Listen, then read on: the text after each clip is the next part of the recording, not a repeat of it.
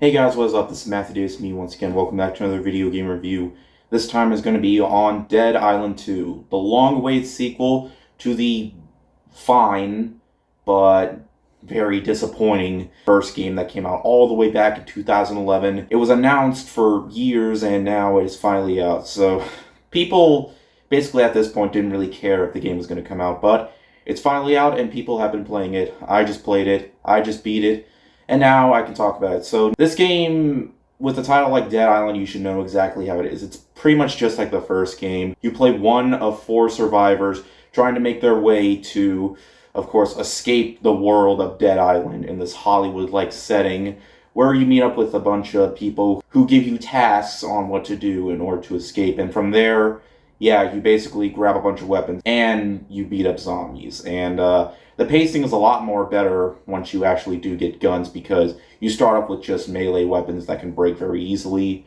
So yeah, it's pretty much just like the first game, which the first game I have played, it's alright, but the trailer was way better than that. I honestly felt like if they were going to make the trailer so epic, then really they should have just made the game so epic as well. I'm not really going to show photos of this game because it's quite gruesome and I do not want to get the yellow dollar sign of death. Well, technically, it's death if the video is just completely restricted. But is this game better than the first one? Yeah, for the most part. In terms of its combat, it is way better. It starts off quite slow. Like I mentioned before, you mainly just get melee weapons at first, but the pacing starts getting a whole lot better once you do get guns. And the gunplay is a lot better too. And you get a lot more ammo, and you get different types of weapons. Like you can get a rifle, machine gun, shotgun, pistol.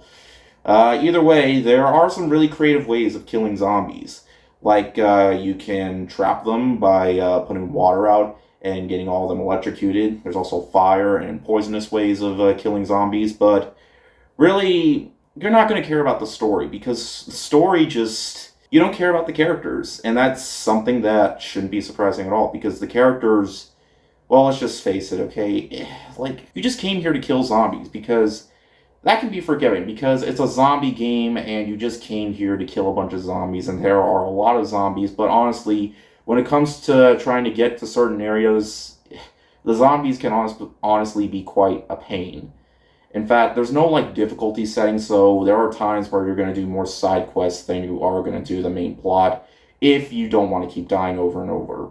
Of course, there is the online option where people can help you throughout your journey. And there are times in the game where if you do die, you can still progress without having to start over.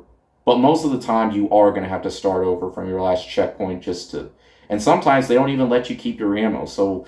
Honestly, I found myself struggling a lot and honestly got kind of annoyed a lot. Now, Dead Island really isn't that scary. In fact, it's not at all. It's the type of horror game where it just really fails to deliver any scares because the game focuses a lot on humor, and the humor is... They often use puns a lot. There's even a part where they use the "all your base are belong to us" joke, and they use lines of dialogue from certain movies, and even in the description... With certain quests that you have to do, they even add comedic elements to that.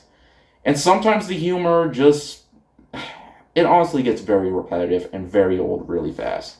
The game took me roughly around 13 hours to beat, but I didn't do all the side missions to the game, so I would say it might take you around 20 if you want to complete everything, but I didn't do that because... There are times where I just got really annoyed with the game, but it's probably my fault because I didn't play as much online as I did with just myself. Now, one thing that the game definitely does better is the graphics. It runs a lot smoother, it runs a lot better. The AI is a bit better too, but really, there isn't really that much that changes from the original game to this because it's mostly just the same thing, only the island isn't as tropical. And it's more of a Hollywood setting. I mean, there's a lot of pop culture references to the world, so I guess there's that. But really, the game just... I don't really feel like there's that much replayability. I feel like once I'm done with the game, just like with the first game, I just feel like, well, that's off my list.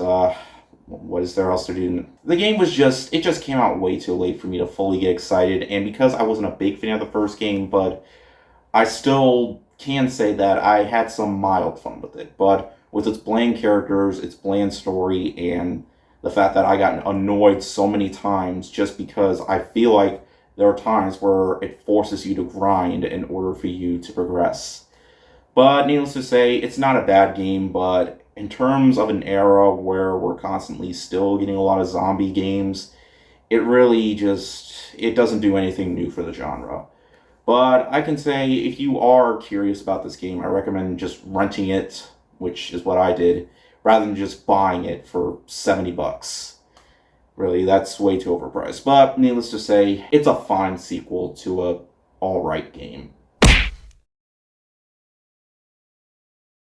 Now that I'm done with this, I can get back to Star Wars Jedi Survivor. Hopefully, I'll have my review for that out before Tears of the Kingdom comes out, because, oh boy, I am hyped for that. Thank you guys so much for watching, and I'll see you guys later. Word out.